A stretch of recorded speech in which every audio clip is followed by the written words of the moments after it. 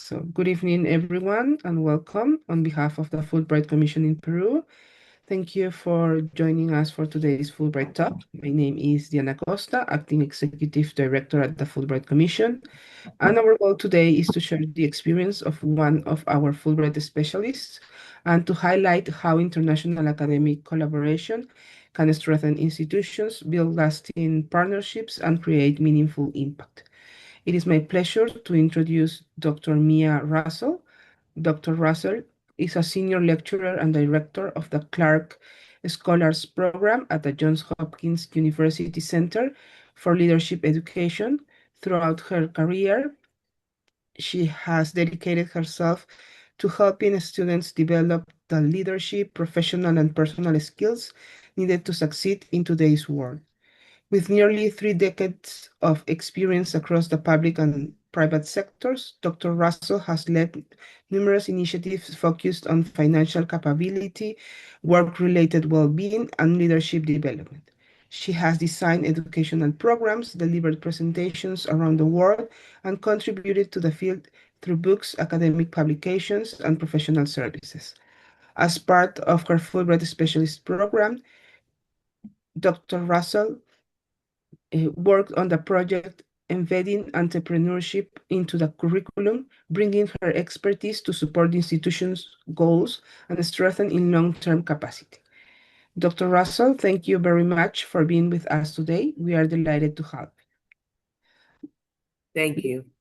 Let's begin by talking about your project. So what was the main objective of the project? So the main objective, as you mentioned, was to help embed entrepreneurship across the curriculum at UTP. And this kind of took place through helping faculty understand entrepreneurial mindset and showing them ways that that could be embedded into the curriculum. I also worked with students directly to show them, help them understand what the entrepreneurial mindset, what that meant. And I guess I'd say rather than viewing entrepreneurship solely as business or value creation, our work really emphasized entrepreneurship as a way of thinking, as some resources, skills, adaptabilities that students could have so that they can navigate uncertain and complex times. We talked a lot about navigating and adapting through change. So by embedding entrepreneurship into the program or across all of the different careers, what we were trying to do was equip faculty with practical skills, regardless of discipline, that would allow them to create more collaborative and innovative spaces for students.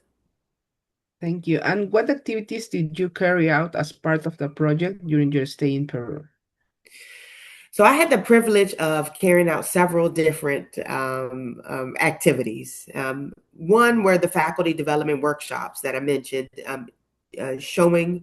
giving tools and resources to faculty so that they would be able to embed the entrepreneurial mindset into teaching.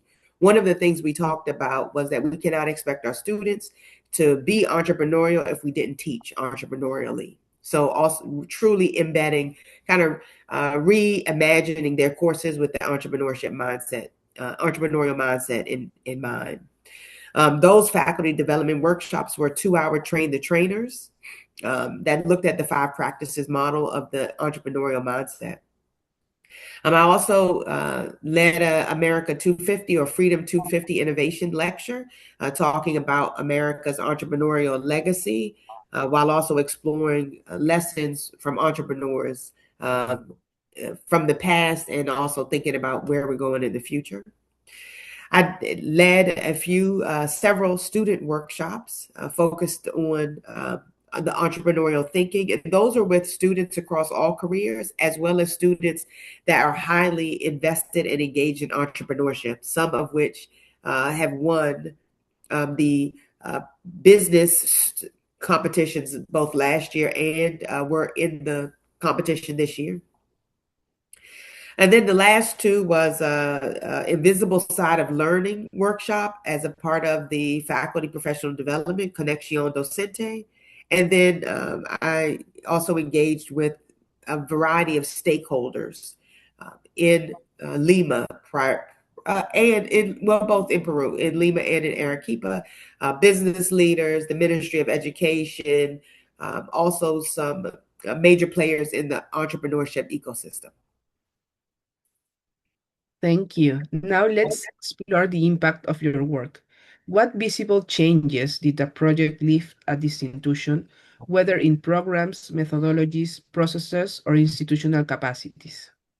I'd say one of the most important outcomes is that we produce some practical tools that faculty were able to immediately implement. In fact, at Conexión Docente, one faculty member told me that they had already used some of the materials that I shared with them just a week prior.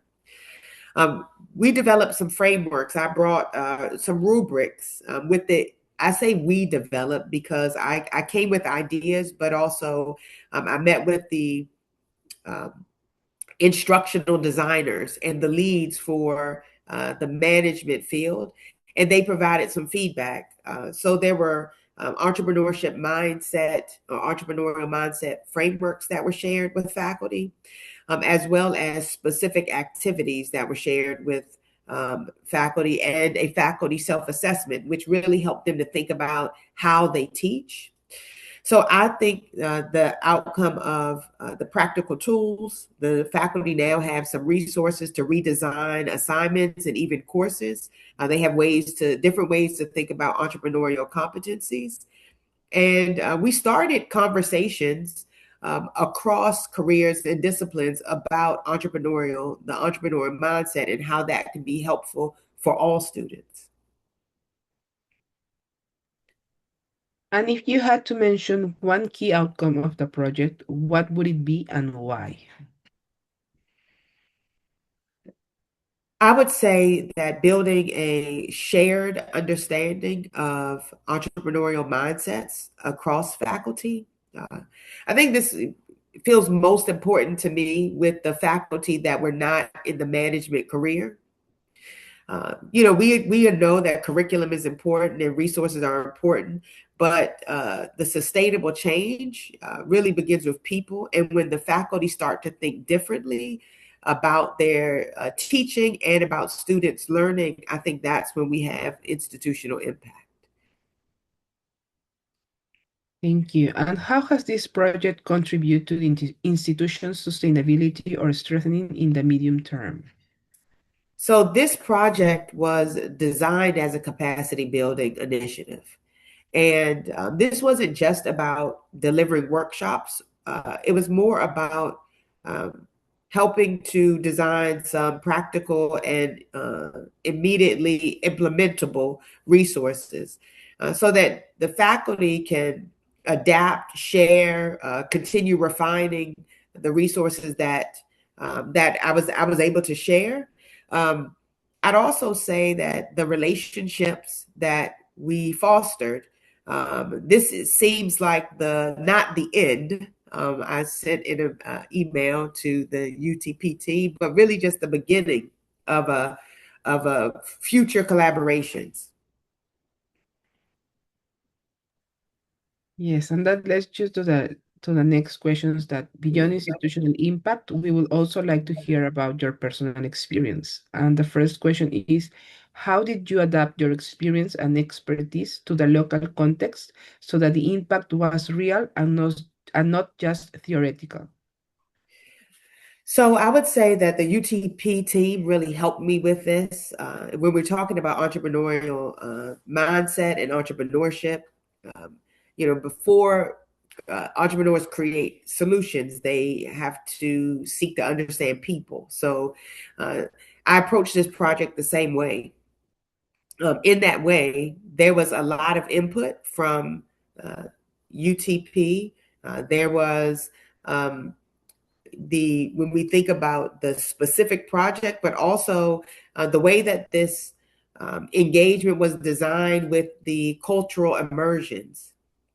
I think this allowed us to really co-create solutions and work together, co-create some ideas. Of course, I shared examples from the American entrepreneurial ecosystem, but every engagement and activity really emphasized adaptation. It wasn't about replication. So we left with this, not with this idea of how can UTP be more like Johns Hopkins per se, but how can we uniquely leverage the strengths of UTP to create more value for the students, more value for their their societal impact, the work that they're already doing across the country.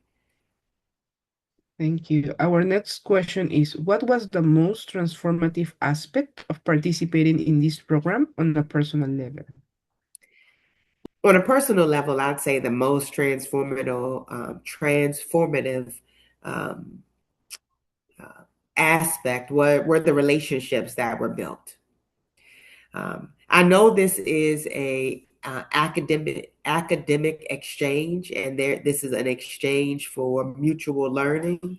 But I left Peru with friendships and a much deeper appreciation for the dedication of UTP team, faculty, the students, the entire team was warm and fully engaged. It was a fun and rewarding experience. It reminds me that education, like many cultural aspects, education also has the power to connect and help us to work together for a shared purpose. Thank you. And finally, how did this experience influence the way you understand international academic or professional cooperation?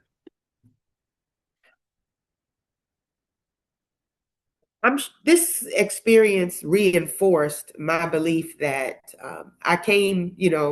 we go into international contexts with the hope of contributing, but we also know that we're going to gain as much as we contribute.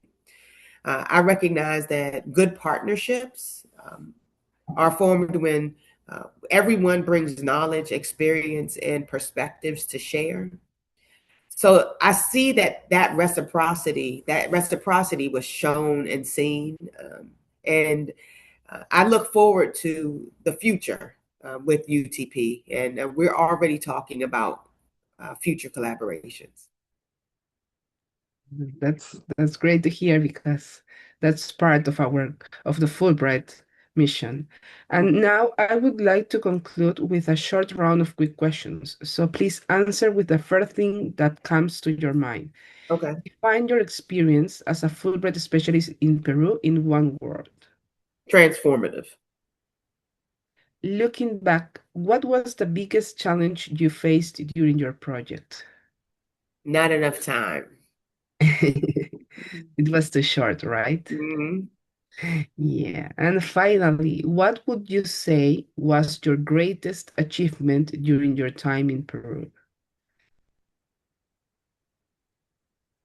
Building relationships. Thank you, Mia. Before we conclude, I would like to ask you one final question. What message would you like to leave for institutions and professionals who may be considering participating in the Fulbright Specialist program? When we work together, we can solve meaningful challenges, right? I think we like to say the world's wicked problems can be solved through interdisciplinary collaboration. I think the Fulbright is a good example of that. Learning from one another, creating lasting and meaningful relationships. I leave Peru with a grateful with the generosity of the people, the warmth of the people, the openness of the UTP community.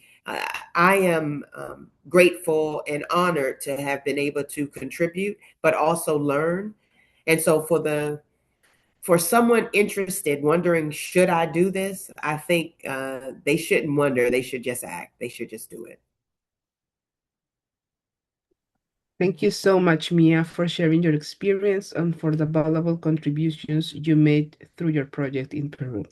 It has been a pleasure having with us you today, and everyone listening or viewing this video, thank you so much for hearing us. And now I'm going to switch to Spanish just to make a little presentation about the Fulbright Specialist program.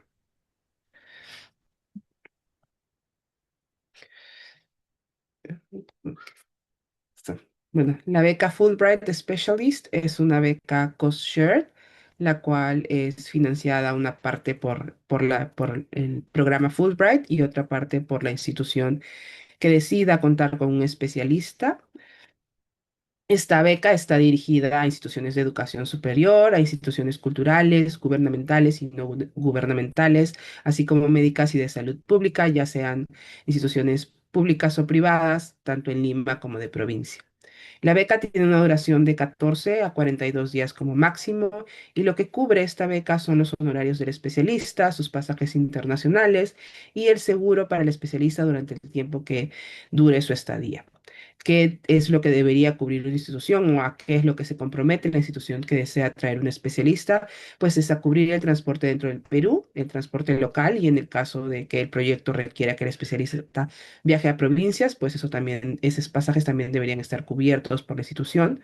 Su alojamiento, su alimentación y los costos esenciales para que el especialista pueda desarrollar su proyecto.